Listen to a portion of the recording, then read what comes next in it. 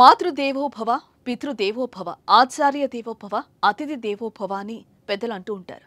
మన భారతీయ సంప్రదాయాల ప్రకారం జన్మనిచ్చిన తల్లిదండ్రులు జీవితానికి వెలుగునిచ్చే గురువుని మాత్రమే కాదు, ఇంటికొచ్చే అతిథిని కూడా దైవంగా భావిస్తారు మన భారతీయులు. అంటే అతిథి భగవంతునితో సమానమని భావించి గౌరవిస్తారు.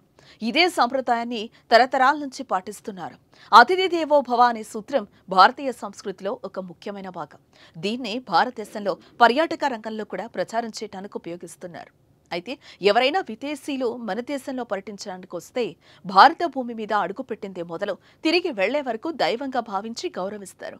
అన్ని విధాల సహాయ సహకారాలను అందిస్తూ ఆ విదేశీయులను తమ దేశానికి మంచి జ్ఞాపకాలతో వెళ్లేలా చేస్తారు.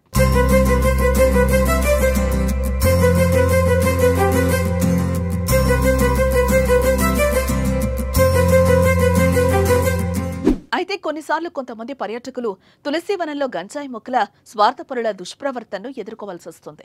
ఇలాంటి వ్యక్తుల వలన భారతీయులకున్న మంచి పేరు, దేశ ప్రతిష్ట దెబ్బతింటుంది.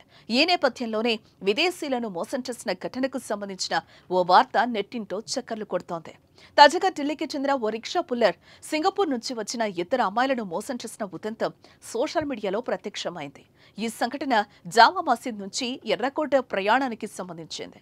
ఈ ఘటనను సింగపూర్ విదేశీ యువతులు తమ కెమెరాల్లో బంధించి సోషల్ మీడియాలో పోస్టు చేశారు. ఇది ఇప్పుడు ఇంటర్నెట్లో వైరల్ గా మారింది. We got scammed in Old Delhi, India. Sharing here so we can learn from our lesson. At Jama Masjid, we met a driver who pointed out the entrance. We were grateful to him and hired his auto. At Red Fort, he declined payment and told us to pay him later when he picks us up to Chandni Chowk. So we exchanged numbers and WhatsApp him when we were ready. On the way to the spice market, he stopped us at places that we did not ask for. At Karibali, he actually got down his auto and led us to a store by foot. We wanted to explore the area on our own, but he kept telling us to follow him. It turns out he just won us back on his auto. Things turned ugly when we told him that Krishna Market is our last stop with him. ఏ వీడియోను Singapore travel vlogger Sylvia చాన్ ఇటీవల భారతదేశాన్ని సందర్శించిన తన Instagram ఖాతాలో share చేశారు.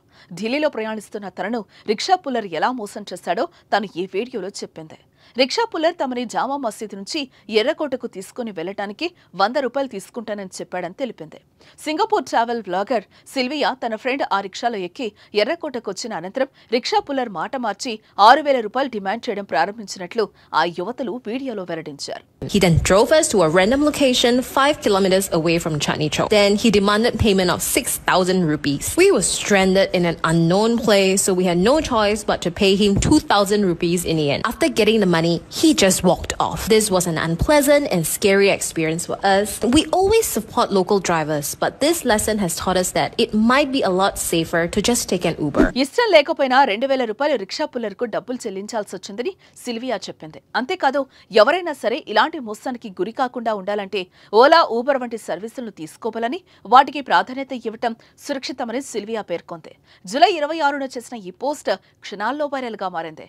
Singapore టూరిస్టులను rickshaw puller మోసం చేయడంపై చాలా మంది తమ స్పందనలు తెలియజేస్తున్నారు. భారతీయులమైనందున మేము అలాంటి వ్యక్తుల ప్రవర్తనకు మేము క్షమాపణలు చెప్తున్నామని కొందరు నెటిజన్లు వ్యాఖ్యానించారు. ఇలాంటి వాళ్ల వల్లే భారతదేశానికి చెడ్డ పేరు వస్తుందని, కానీ అందరూ అలా ఉండరని, అతిథులను మేము దేవుళ్లా చూస్తామని, మీకు జరిగిన దానికి మేము సిగ్గుపడుతున్నామని తమ భావాలను, జరిగిన సంఘటనల పట్ల తమ నిరసనను కమెంట్స్ రూపంలో తెలియజేస్తున్నారు.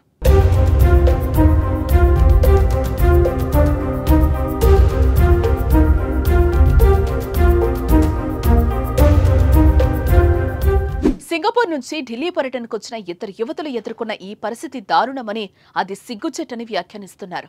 ఈ తరహా ఘటనలు పర్యాటకులకు అసౌకర్యంగా ఉండటమే కాదు, దేశ ప్రతిష్టను దెబ్బతీస్తున్నాయని ఆవేదన వ్యక్తం చేస్తున్నారు.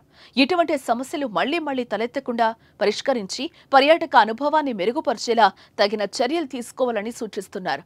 ఈ మేరకు రిక్షా పుల్లర్ టూరిస్టులను మోసం చేయడం ఇండియా టూరిజంకి మచ్చగా మారుతుందని నెటిజన్లు భావిస్తున్నారు. మరి ఇలాంటి ఘటనలు జరగకుండా మున్ముందు ఎలాంటి చర్యలు తీసుకుంటారో చూడాల్సి ఉంది.